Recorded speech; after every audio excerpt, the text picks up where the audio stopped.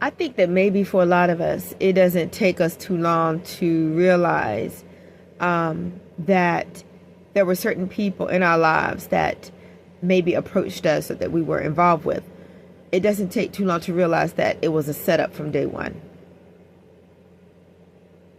And I think that is like something that it changes a person's entire outlook on everything, I feel. So it's like, oh, was that really a good time? Was that it makes the entire interaction lose credibility, lose any type of how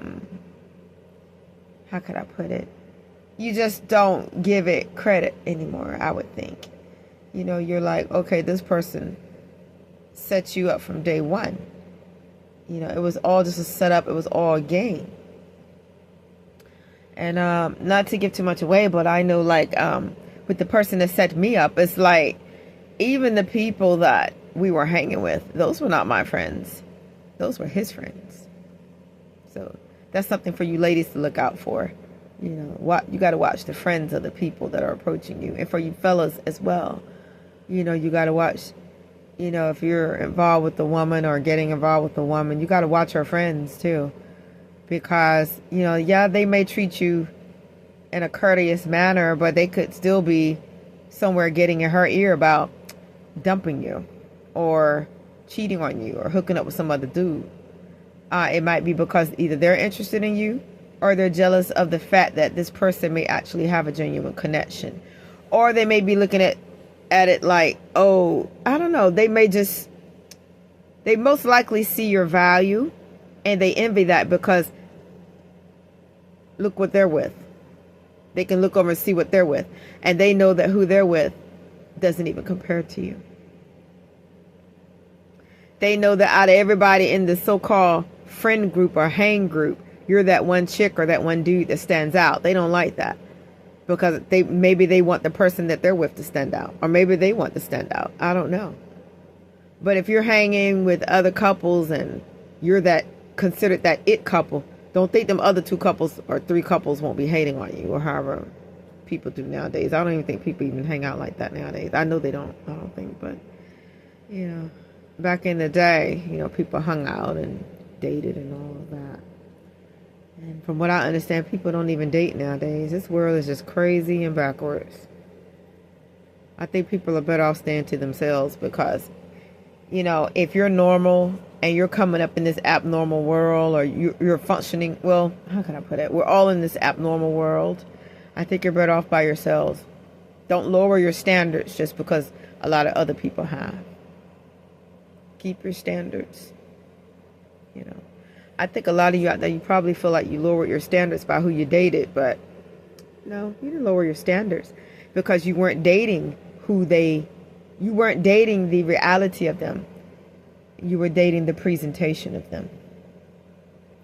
And so in dating the presentation of them, you were dating them that did qualify to be a part of your life by way of your own mind's eye perception.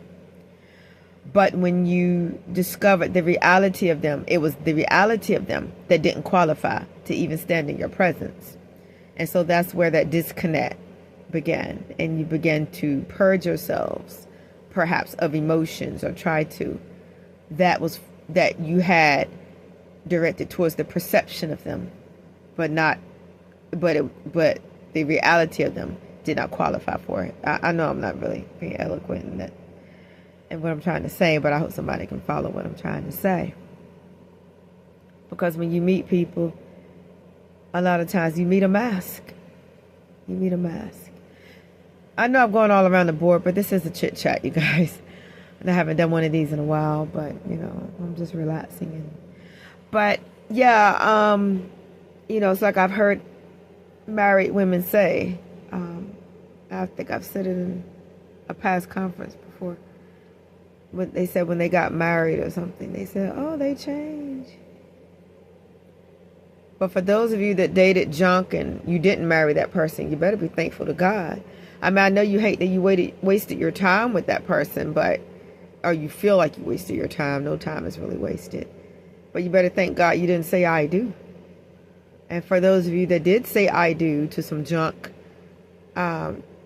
if God separated you from that person, you better thank God for that, because that was an unequal yoke. Because, if you are a decent, upstanding person, you will never be able to walk in agreement with somebody that is the complete opposite of you. That's friction there. That's friction. It's like trying to place two opposite sides of a magnet together. There's an invisible force there that just won't let the two pieces come together. And I would think that if you're involved with somebody, you want to be in sync with them in every aspect of the word, spiritually, mentally, emotionally, and then ultimately physically.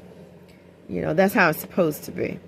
But when there's a mismatch there, when people become involved in your lives that aren't supposed to be there, your energy will tell it, and their energy will tell it, whether if you understand what's going on at the time or not, because there will be something that's off. And what will be off that you probably couldn't put your finger on until years later, or months later, was the energy. And it's just that perhaps when you got with the person, maybe you didn't know anything about that, but it was that person's energy that was off, and your energy was picking up on it. Like, this is not your class of person to be with. This is a low life. You are of high value. And that's why you feel this weirdness around that person, although you might start liking the person, but there's still something off about them. The only thing I can say to that is always go with gut. Trust your intuition.